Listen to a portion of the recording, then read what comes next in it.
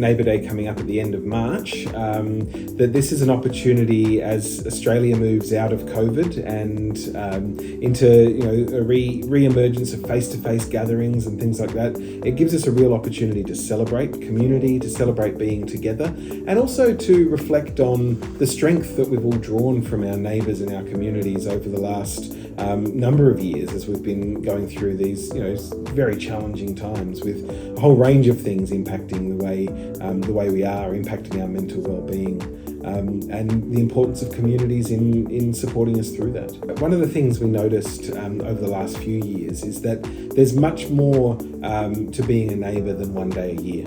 And so what we really needed to start talking to people about, and what people were really telling us, was that they wanted the tools and they wanted the inspiration to focus on being good neighbours every day of the year. And so last year, when we launched our campaign for Neighbour Day 2023, we actually pivoted the entire campaign and became Neighbours Everyday. And the point of that is really to say to everyone that we should be working on our relationships with our neighbours, with our communities, not just one day a year, but on every day of the year.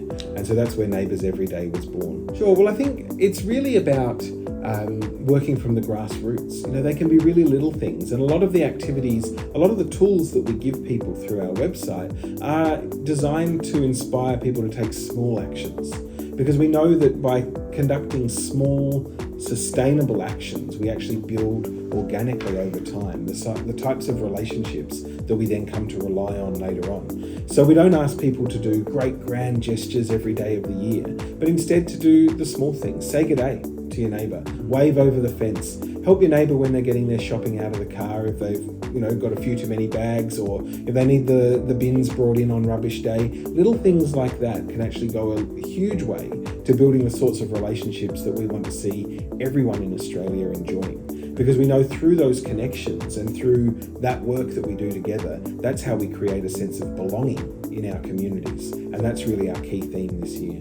Well, look, there's a lot starting to happen around Neighbour Day this year. I think it will be a day of celebration.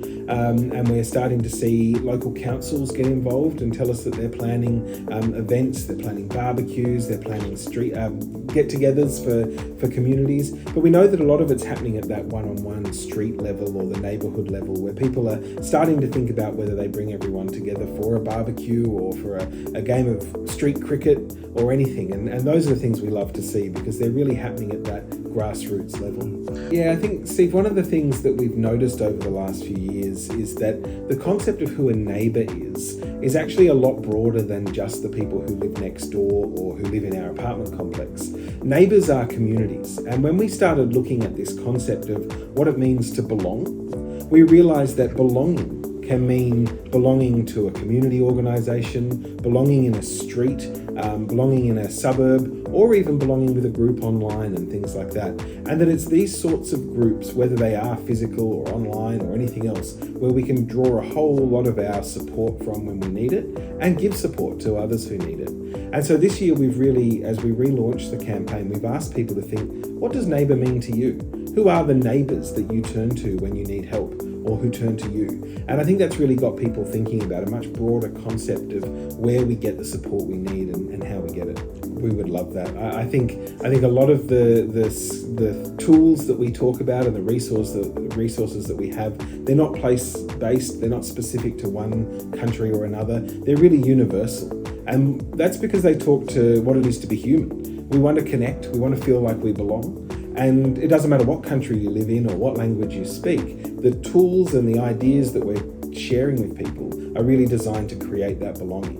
And so, yeah, we would love to see them used far and wide, and we'd be very happy to cooperate on something that sees that happen. O to Nari Sunday is a really successful set of activities in June, and can't wait to hear all about it.